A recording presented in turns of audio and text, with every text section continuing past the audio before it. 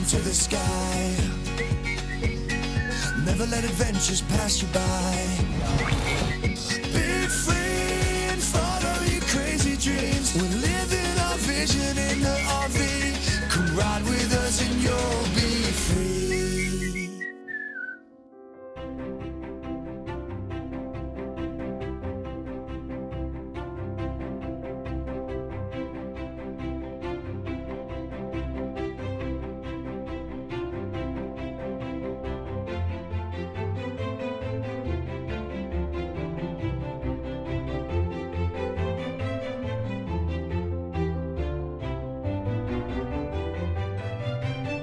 Food was really good. I had an omelet, veggie omelet. Michelle had a veggie Benedict.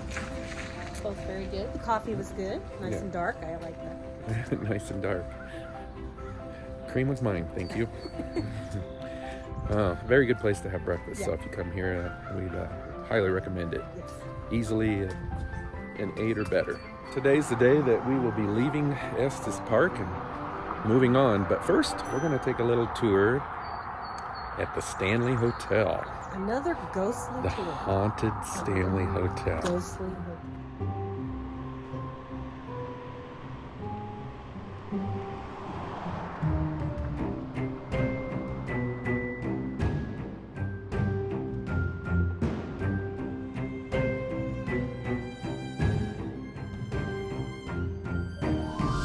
Michelle and I, neither one of us are fans of scary movies. Nope. In fact, we avoid them.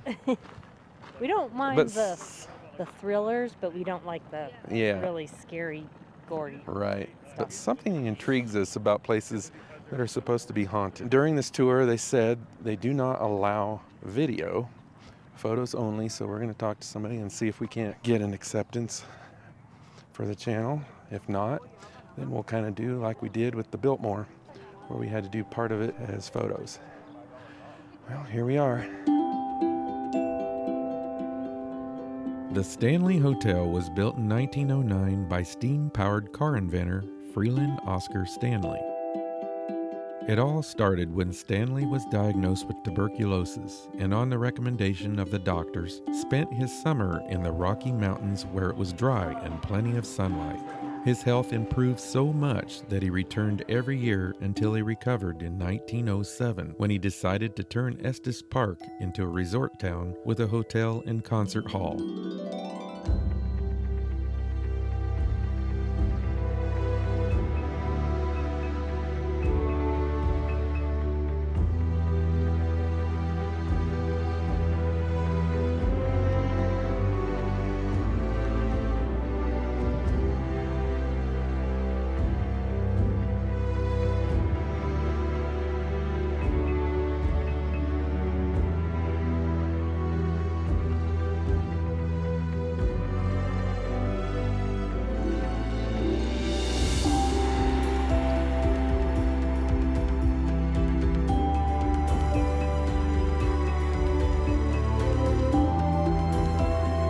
While Freeland Stanley initially became a teacher, his twin brother Francis Stanley took a different path, moving to Lewiston, Maine, opening a photography studio in 1874. Within a few years, Freeland eventually joined Francis in the business, and Francis later patented the first photographic airbrush, which he used to colorize photos. Several years later, they patented a machine for coating mass quantities of dry plates and set up the Stanley Dry Plate Company, which later moved to Rochester, New York.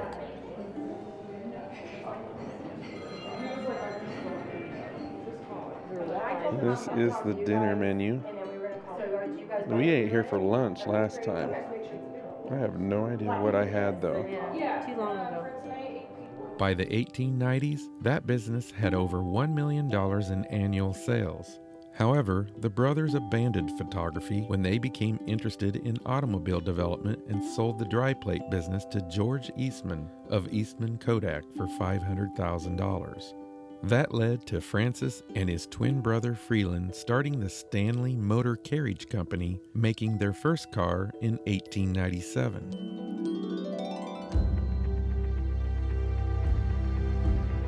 During 1898 and 1899, They produced and sold over 200 cars, more than any other U.S. maker. In 1899, Freeland Stanley and his wife Flora Stanley drove one of their cars to the top of Mount Washington in New Hampshire. The ascent took more than 2 hours and was notable as being the first time a car had climbed the 7.6-mile-long Mount Washington Carriage Road. The descent was accomplished by putting the engine in low gear and braking extensively. The Stanleys later sold the rights to this early design to Locomobile Company of America. In 1902, they formed their own Stanley Motor Carriage Company of steam cars called the Stanley Steamers. Francis died in 1918 when he steered his car off the road into a woodpile while attempting to avoid farm wagons traveling side by side. After his death, Freeland sold his interest to Prescott Warren. The company suffered a period of decline and technological stagnation. Better cars were now available at much lower costs. For example, a 1924 Stanley 740D sedan cost $3,950, compared with less than $500 for a Ford Model T. The widespread use of electric starters in internal combustion cars beginning in 1912 eroded the remaining technological advantages of the steam car. The factory closed permanently in 1924. By 1907, Stanley had recovered completely.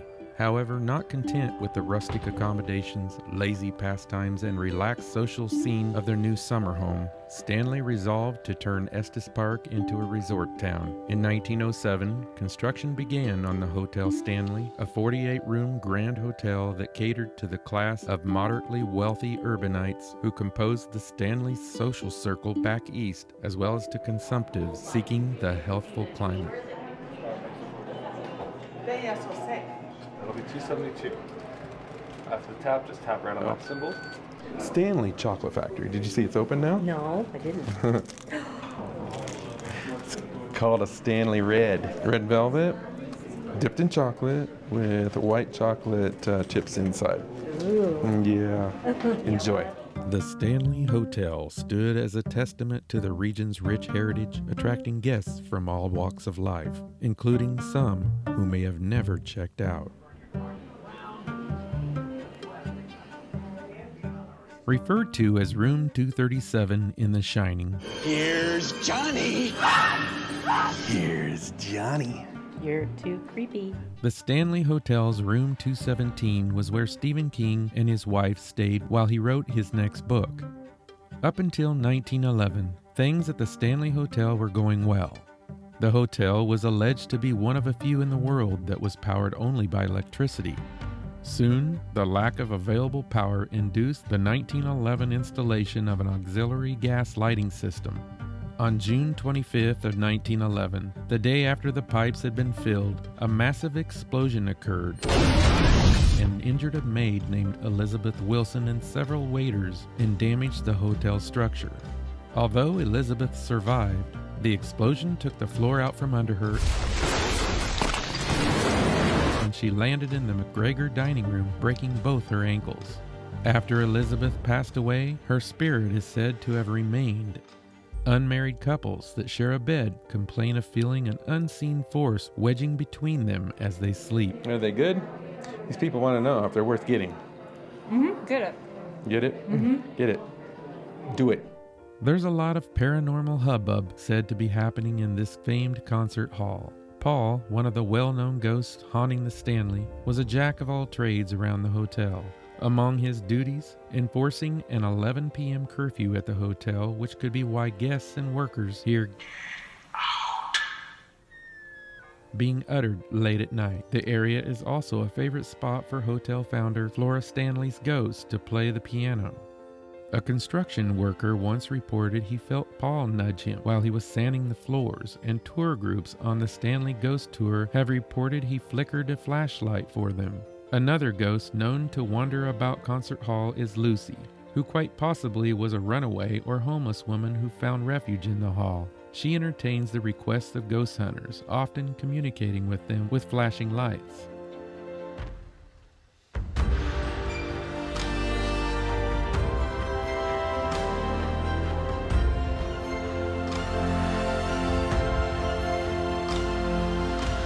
The staircase between floors in the hotel's lobby has been named the Vortex, as it is considered sort of a portal for all of the paranormal visitors inside of the hotel. Guests report cold spots and dizziness on the stairs as though something has walked directly through them. Many times, visitors have witnessed ghostly figures caught on camera on the staircase. Some of these photos have been confirmed by experts that they do not appear to be photoshopped or manipulated. Mr. and Mrs. Stanley have even been witnessed hand in hand, watching over the hustle and bustle from the stairs. If you witness something paranormal at the hotel, you can be assured that it wasn't the hotel staff playing pranks. Hoaxing is a fireable offense at the hotel. Although we didn't see anything unusual during our visit, we both would agree that there were eerie times of feeling as if something was standing nearby. If you're not afraid of attending a seance, 13 is an immersive theatrical experience that the hotel offers that will bring you face to face with the spirited past of the Stanley Hotel. Nope. More than a century ago, the entire 4th floor was a cavernous attic. It's where female employees, children, and nannies stayed. Now, today's guests will report hearing children running around, laughing, giggling, and playing. Hello, Danny.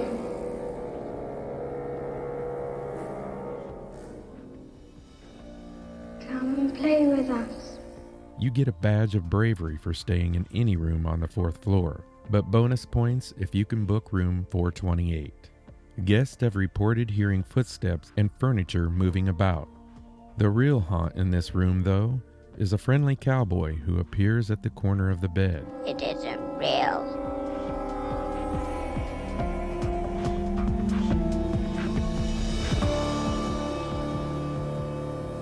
And then there's the underground caves.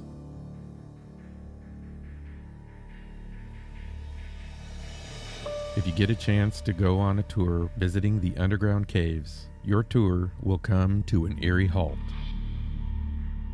Workers moved about the hotel through the caves in the early days, so it makes sense that this is a popular haunt. Skeptics will pass off the haunts as breezes from the historic piping and ventilation systems. But beneath the hotel is a higher than average concentration of limestone and quartz, which some ghost hunters believe help capture energy at the property.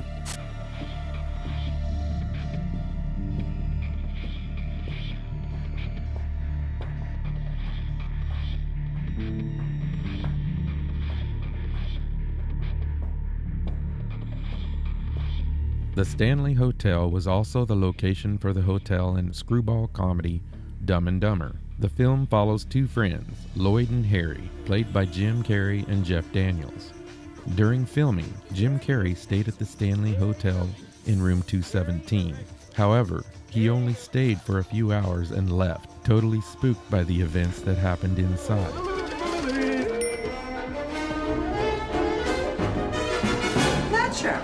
Unlike most who experience paranormal activity, Carrey has yet to talk about what he experienced while in the room, but his experience has added to the legend and pushed even more guests to experience the room for themselves. In the end, the world is filled with coincidences and moments that defy explanation. That said, there's no denying that something may be going on in room 217 of the Stanley Hotel. Perhaps the supernatural stigma surrounding the room is also what brought Stephen King, the hotel, and Jim Carrey together at 3 different points in time. Whatever the truth may be, it adds to the excitement that fans get while uncovering the unexplained and the fun of combining a film like Dumb and Dumber and The Shining.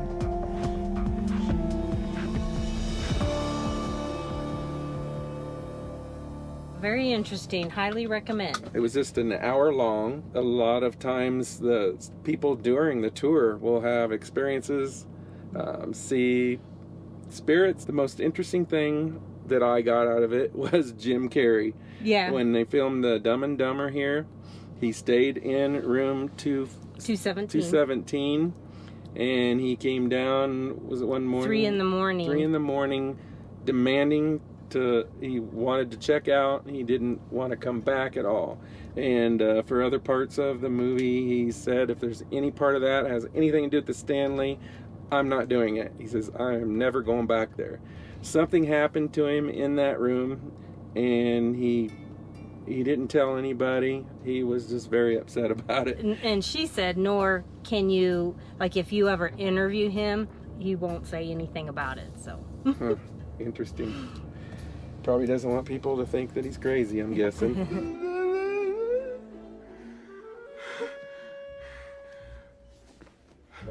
Guess what? We don't know where we're going. We got to figure that out. Like now.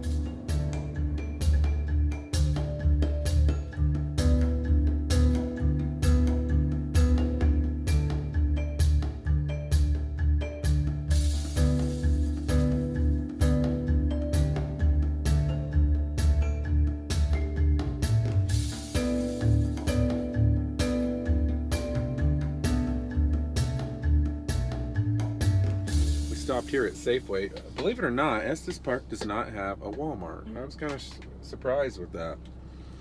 Michelle ran in, got some water and a few other things for us, and I sat out here and tried to work on where we're going to go next. We have a list of recommended places.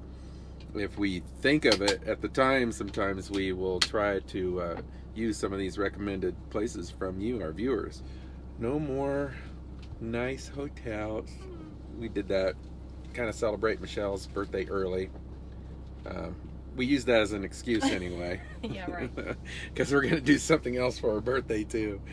But we hardly ever do this. I know a lot of people have asked us before, you know, how many times do you stay in hotels? We really don't.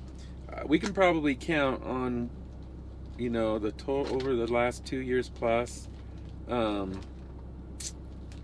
many different times? Under 10 times. Oh, well, definitely under 10. Oh, nights. I was going to say under 10 nights. No, it just, oh. Yeah, somewhere in there, but only Yeah. just a few times.